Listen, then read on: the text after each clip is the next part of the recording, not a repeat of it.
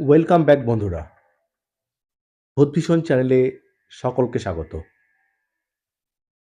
আশা করি তোমরা সকলেই ভালো আছো। ভূতভীষণ চ্যানেলের ঘটনা পাঠক আমি শুভ। শনিবারের সন্ধ্যায় চলে এসেছি আরও একটি রোমাঞ্চকর ঘটনা নিয়ে তোমাদের শোনাতে।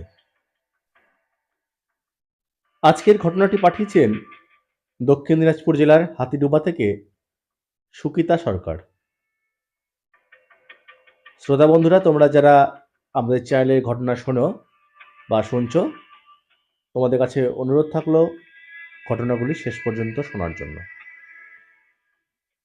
আর তোমরা যারা চ্যানেলে ঘটনা পাঠাও, তোমাদের জানাই চ্যানেলের পক্ষ থেকে অনেক শুভেচ্ছা।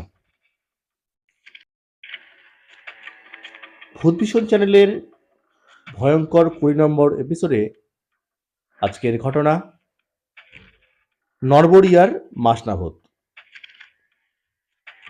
তো বন্ধুরা, সুগীতা বৌদি যেভাবে আমাদের ঘটনাটি লিখে পাঠিয়েছেন সেভাবেই তোমাদের পড়ে শোনাচ্ছি।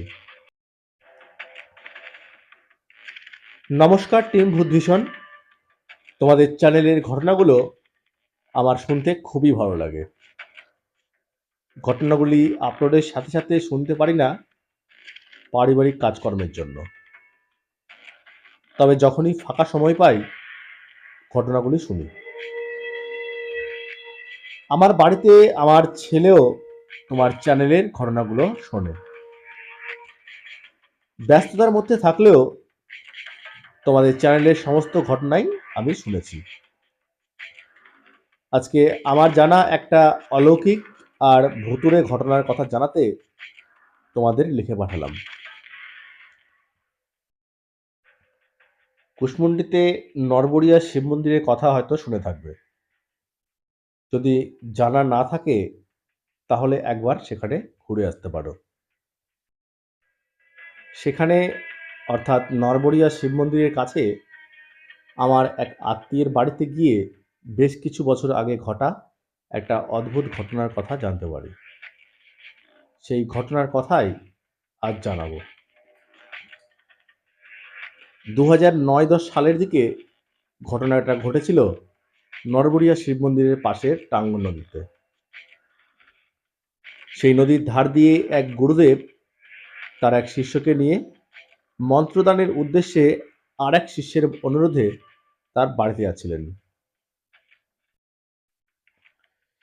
এখন যেখানে নরবরিয়া শিব মন্দির আছে তার সামনে এসে নদীর ওই পার হওয়ার দরকার ছিল, কারণ নদীর ওই পার অর্থাৎ বেতাহার গ্রামেই সেই শিষ্যের বাড়ি ছিল, যাকে মন্ত্র দিতেই সেই গুরুদেব তার শিষ্যকে নিয়ে যাচ্ছিলেন। এখনকার মতো চারিদিকে এত বাড়িঘরও ছিল না তখন, চারিদিকে ফাঁকাই থাকতো সবসময়। দুপুরবেলা এমনিতেই রোদের জন্য মানুষ কম বেরোতো। ঘটনার দিন আশেপাশে একটা লোকও চোখে পড়েনি দুজনের। এদিকে নদী পার হওয়ার দরকার ছিল। হঠাৎ একটা মাঝি তার নৌকা নিয়ে তাদের কাছে আসে। গুরুদেব তাকে নদীর ওপারে তাদের দুজনকে পার করে দেওয়ার জন্য বলে। এতে নৌকার মাঝি রাজি হয় এবং তাদের দুজনকে নৌকায় উঠিয়ে নেয়। এতক্ষণ পর্যন্ত সব ঠিকঠাকই ছিল। বিপত্তি ঘটে সেই সময় যখন নৌকা মাঝ নদীতে পৌঁছায়। নৌকার মাঝি নৌকা থামিয়ে গুরুদেবকে জানায় যে সে কোনো মানুষ না, সে একটা মাসনা। এতে গুরুদেব তার কথা শুনে কিছুটা বিচলিত হলেও নিজের ইষ্ট দেবতাকে স্মরণ করে মনে সাহস জুগিয়ে সেই মাসনাকে বলে, তুমি কি চাও? কেনই বা তুমি মানুষ রূপে আমাদের দেখা দিলে? এতে সেই মাসনা ভূত বলে, মানুষ থাকাকালীন আমি আপনাদের কাছে দীক্ষা নিতে চেয়েছিলাম, কিন্তু আমার অকাল মৃত্যুর কারণে আমার সেই ইচ্ছা পূরণ হয়নি। যার কারণে আমার সেই অতৃপ্ত ইচ্ছা পূরণের জন্য অনেক দিন যাবৎ আপনার অপেক্ষা করছিলাম। এ সমস্ত কিছু আমি যদি আপনাকে আগে বলতাম, তাহলে হয়তো ইচ্ছা পূরণ করার সুযোগই পেতাম না। তাই মাঝ নদীতে এসে নৌকা দাঁড় করিয়েছি। আপনি আমাকে হয় মন্ত্র দিন, না হলে এই নৌকা আর এখান থেকে এক পাও নড়বে না। কোনো শক্তিই এই নৌকা থেকে আপনাদের ভাসিয়ে নিয়ে যেতে পারবে না। গুরুদেব পড়ে মহাবিপদে। এদিকে তার শিষ্যটি ভয়ে কাঁটা হয়ে নৌকার একপাশে গুরুদেবের পেছনে জড়সড় হয়ে চুপটি করে বসেছিল। গুরুদেব যেই মাসনাভূতিকে বলে, তুমি তো ভূত। আমি তো জানি ভূতেরা দেবমন্ত্র উচ্চারণে ভয় পায়, তাহলে তোমাকে আমি কিভাবে দীক্ষা দেব?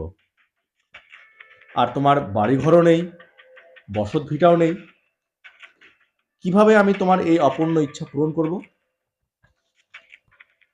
এতে মাসনা গুরুদেবকে বলে, আপনি চিন্তা করবেন না, দৈব মন্ত্র উচ্চারণে আমার কোনো ক্ষতি হবে না।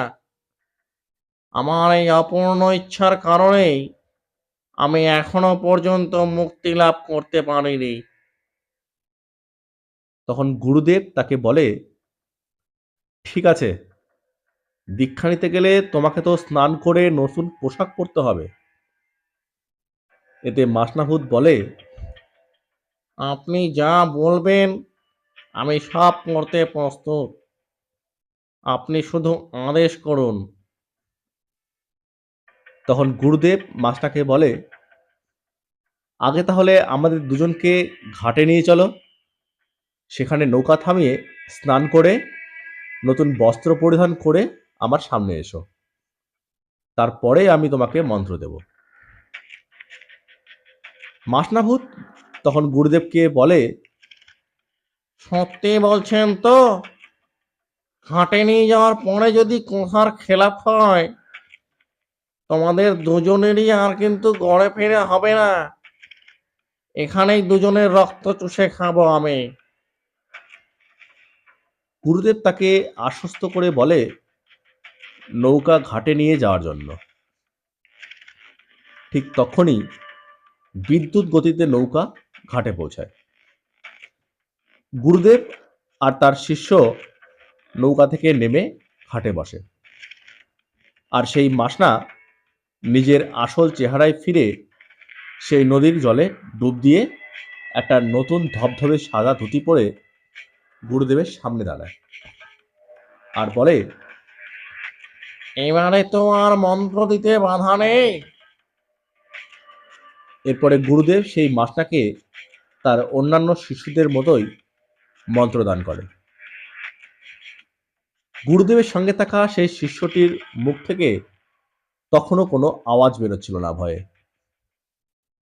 মন্ত্রদান শেষ হলে সেই মাসনা গুরুদেবকে বলে, আপনাদের তো বছরে একবার করে অনুষ্ঠান হয়।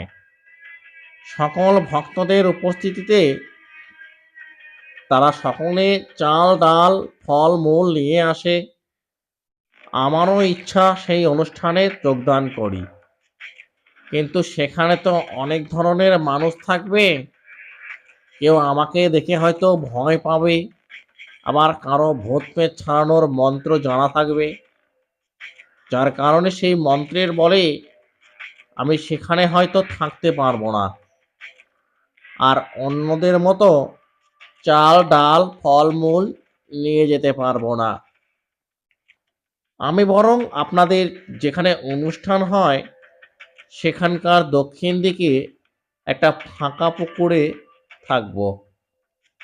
আপনি একটা সেরকম পুকুরেরই ব্যবস্থা করে রাখবেন।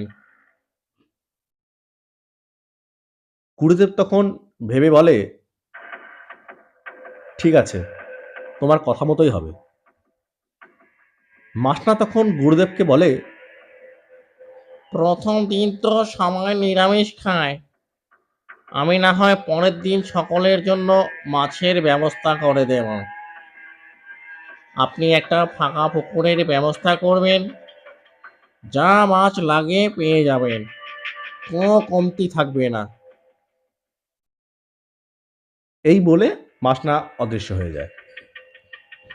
গুরুদেব আর তার শিষ্য যেন হাঁপ ছেড়ে বাঁচে।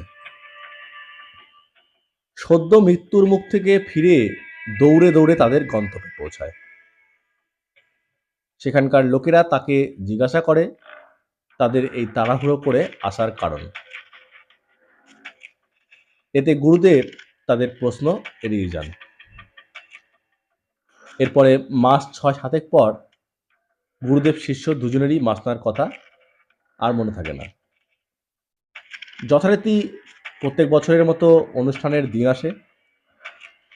হঠাৎ করে গুরুদেবের সেই মাসনার কথা স্মরণে আসে, আর সেই দিন তার সাথে থাকা শিষ্যটিকে বিষয়টি অবগত করেন। অনুষ্ঠানের সমস্ত কার্যক্রম শেষ হলে গুরুদেব তার শিষ্যটিকে বলে, চল তো দেখি সেই মাসনা সত্যি এসেছে কিনা, নাকি আমাদের মনের ভুল ছিল, বা কেউ আমাদের সাথে মজা করেছিল কিনা সেটা জানতে পারবো। কিন্তু তার শিষ্যটি গুরুদেবকে বলে, গুরুদেব, কিন্তু যদি সত্যিই সেই ভূতটা সেদিন থেকে থাকতো তাহলে তাহলে তার কথা মতো তো একটা পুকুরের ব্যবস্থা করা উচিত ছিল। তখন গুরুদেব মনে মনে সেই দক্ষিণ দিকে থাকা একটা পুকুরের কথা চিন্তা করে, আর গুরুদেব তখন শিষ্যকে বলে যে চল দক্ষিণ দিকে থাকা সেই পুকুরটার কাছে যাই, যেটাতে কোনো মাছ টাছ নেই, সারা বছর ফাঁকাই থাকে। এরপরে দুজনে সেই দক্ষিণ দিকে থাকা পুকুরটির কাছে যায়। সেখানে গিয়ে তারা দেখে সেদিনের সেই মাসনা ভূতটিকে। গুরুদেবকে দেখে মাসনা ভূতটি ষষ্ঠাঙ্গে প্রণাম করে আর বলে, এই পুকুরে আমি মাছ জোগাড় করে এনে রেখেছি, আপনাদের যতটা দরকার ততটা আপনারা পেয়ে যাবেন, তাতে কোনো কমতি থাকবে না। পুকুর বললে ভুল হবে, আসলে সেটা একটা ডোবার মতো ছিল। কেউ কোনোদিনও মাছ ছাড়েনি বা ছাড়তো না। সেই ডোবা পুকুরের দিকে তাকাতেই গুরুদেব আর তার সেই শিষ্যটি দেখে যেন পুকুর ভর্তি মাছ, আর সেই মাছগুলো লাফালাফি করছে। এরপরে গুরু শিষ্য দুজনে অনুষ্ঠান প্রাঙ্গণে ফিরে আসে, আর সেখানে থাকা সকল ভক্ত ও গ্রামবাসীকে বলে সেই পুকুরকে উদ্দেশ্য করে যে ওই পুকুর থেকে কাল তোমরা মাছ ধরে আনবে, যতটা দরকার হয় তোমরা নিয়ে আসতে পারো। এতে গ্রামবাসীরা গুরুদেবকে জানায়, গুরুদেব, ওই পুকুরে তো কোনো মাছই নেই, আজ পর্যন্ত কেউ একটা পুঁটি মাছও চোখে দেখেনি, আপনি কিভাবে সেই পুকুর থেকে মাছ আনার কথা বলছেন? এতে গুরুদেব বলে, তোমরা কাল ভোর হলেই পুকুরে নামবে, মাছ পেয়ে যাবে তোমরা যা লাগে। গ্রামের কয়েকজন চালাক চতুর লোক গুরুদেবের কথা শুনে তখনই পুকুরে যায়। পুকুরে যে মাছ আছে তার কোনো অস্তিত্বই তারা বুঝতে পারে না। তৎক্ষণাৎ গ্রামে এসে আর সকলের সঙ্গে ব্যাপারটি নিয়ে বলা বলি করে যে গুরুদেব বললেন ওই যে পুকুরে মাছ আছে, আমরা তো গিয়ে কিছুই দেখলাম না। যাই হোক, রাতটা পার হয়। ভোরবেলা গ্রামের আর কিছু লোক আর গতদিন যারা ওই পুকুরে গেছিল তারা আবার পুকুরে যায়, গিয়ে দেখে পুকুরে প্রচুর মাছ, রীতিমতো লাফালাফি শুরু করেছে। এরপরে গুরুদেবের ভক্তরা সহ গ্রামের সকলে মাছ ধরতে যায়। মাছ ধরা শেষ হলে সেই মাছগুলো গ্রামে নিয়ে এসে সকালে রান্না টান্না করে খাওয়া দাওয়া করে। ওই দিনের পর আবার সেই পুকুরটি আগের রূপ ধারণ করে। পুকুরে একটি মাছও পরদিন থেকে আর দেখা যায়নি। তবে প্রতি বছর অনুষ্ঠানের পরের দিন আবার মাছ সেই পুকুরে লাফালাফি করতে দেখা যায়। এখনো এই ঘটনা হয়েই চলেছে, তবে মাছনা ভর্তিকে আর দেখা যায়নি। প্রত্যেক বছর চৈত্র মাসের 9 তারিখে এই অনুষ্ঠানটি হয়। যদি কখনো সময় হয় সেখানে গিয়ে ঘুরে আসতে পারো। আমার পাঠানো এই ঘটনাটি যদি তোমাদের ভালো লাগে অবশ্যই চ্যানেলে পড়ে শুনিও। আর এরকম আরও কিছু রোমাঞ্চক ঘটনা আমি তোমাদের আবার লিখে পাঠাবো, যদি সম্ভব হয় সেগুলোও পড়ে শুনিও। আজকের মতো এটুকুই। সবাই ভালো থেকো আর আমাদের এরকম রোমাঞ্চকর ঘটনা শোনাতে থাকো। সুবিধা বৌদি, তোমাকে অসংখ্য ধন্যবাদ আমাদের চ্যানেলে ঘটনা পাঠানোর জন্য। আশা করব আগামীতে আরও এরকম কিছু রোমাঞ্চকর ঘটনা আমাদের লিখে পাঠাবে। তো শ্রোতা বন্ধুরা, তোমরা যারা ঘটনাটি শুনলে তোমাদের কেমন লাগলো ঘটনাটি, সেটি আমাদের কমেন্ট বক্সে কমেন্ট করে জানাতে পারো। আর তোমাদের কি মনে হয় এরপরে ভূতটিকে আর দেখা যায়নি, তারপরেও সেই পুকুরে আবার মাছ পাওয়া যায় সেই অনুষ্ঠানের পরদিন, এটা কি কারণে হয়? এটা কি তাতে করে কি সেই মাসনা ভূতটি কি মুক্তি পেয়েছে, নাকি অন্য কোনো অলৌকিকভাবে সেই মাছগুলো আবার সেই ভূতটি দিয়ে যায়? তো সেটা কমেন্ট বক্সে কমেন্ট করে জানিও। আর আমিও সেই নরবরিয়াতে একবার ঘুরে আসবো, সেই স্থানটিতে যেখানে ঘটনাটি ঘটেছিল। আর তোমরা যারা ঘটনাটি শুনলে তোমরাও সেই জায়গাটা ঘুরে আসতে পারো।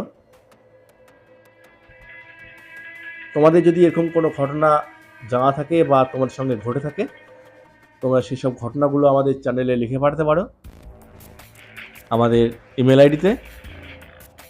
আমাদের চ্যানেলের ইমেল আইডি হলো bhutbhishonstory@gmail.com। এছাড়া তোমরা আমাদের সঙ্গে যোগাযোগ করে আমাদের ফোনে সেসব ঘটনাগুলো তোমাদের বলতে পারো। তোমাদের সেসব ঘটনাগুলো আমাদের চ্যানেলে প্রত্যেক শনি ও মঙ্গলবারে পড়ে শোনানো হবে।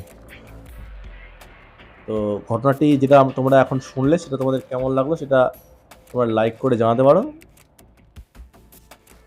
আর তোমাদের পরিচিত সবার সঙ্গে চ্যানেলের লিঙ্কগুলো একটু শেয়ার করে দিও, যাতে তারাও আমাদের চ্যানেলের ঘটনাগুলো শুনতে পারে আর বেশি সংখ্যক শ্রোতা যাতে আমাদের চ্যানেলে যুক্ত হতে পারে। যারা চ্যানেলে সাবস্ক্রাইব করোনি, ঘটনাগুলি শোনো, তোমাদের উদ্দেশ্যে আমার একটাই অনুরোধ, চ্যানেলটি সাবস্ক্রাইব করে দাও, তাতে করে আরও অনেক ভয়ঙ্কর ভয়ঙ্কর সব ঘটনা যেগুলো নিত্যদিন আমাদের সঙ্গে ঘটে চলেছে বা আগে ঘটেছে সেগুলো তোমরা শুনতে পারবে। আর আমাদের চ্যানেলে সবগুলোই কিন্তু সত্যি ঘটনা নিয়েই বলা হয় আর কি, সব ঘটনাগুলো। তো আজকের মতো এটুকুই। ফিরে আসবো আগামী মঙ্গলবার আরও একটি রোমাঞ্চকর ঘটনা নিয়ে। বলে রাখি, আগামী দিন রিকুবাবুর পাঠানো, যেটি 19 নম্বর এপিসোডে তোমরা শুনেছ, মালদার ভৌতিক যে ঘটনাটি, তিনি আবারও কিছু ঘটনা পাঠিয়েছেন যেটা খুবই ভয়ঙ্কর ছিল, সেটা তোমরা শুনতে পারো। মঙ্গলবার দিন তোমরা সেই ঘটনাগুলো শুনতে পারবে। তো আজকের মতো এটুকুই। কথা হবে আবার সামনে মঙ্গলবারে। ততক্ষণ পর্যন্ত সবাই ভালো থেকো, সুস্থ থেকো, আনন্দ থেকো। শুভরাত্রি।